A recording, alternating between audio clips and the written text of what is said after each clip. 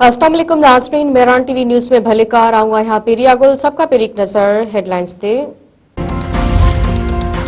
पाकिस्तान जे बानी कायद आज़म मोहम्मद अली जिन्ना जो अॼु 149 जनम ॾींहुं मल्हायो पियो वञे। मज़ार कायद ते गार्डन जी तब्दीली वारी तक़रीब। पाकिस्तान मिलिट्री अकेडमी जे कैडेट्स गार्ड्स जा फर्ज़ संभाले वरिता। मज़ार ते सलामी। बाबाए क़ौम जे जनम दिहाड़े ते अॼु सॼे मुल्क में आम मौक़ल। सदर ऐं वज़ीर आज़म पारां कायद आज़म मोहम्मद अली जिन्ना खे भेटा पेश। सदर आसिफ अली ज़रदारी चयो आहे त नौजवाननि कायद आज़म जे नज़रिए ते हलणु घुरिजे। मुतहद थी हर मुश्किल खे मुंहुं ॾेई सघिजे थो। वज़ीर आज़म शहबाज शरीफ़ चयो आहे त कायद आज़म मोहम्मद अली जिन्ना बिना फ़र्क़ रवादारी इंसाफ़ जो दर्स ॾिनो। पाक फ़ौज ऐं चीफ ऑफ डिफेंस फोर्सिस पारां बि कायद आज़म खे ख़राज अक़ीदत पेश।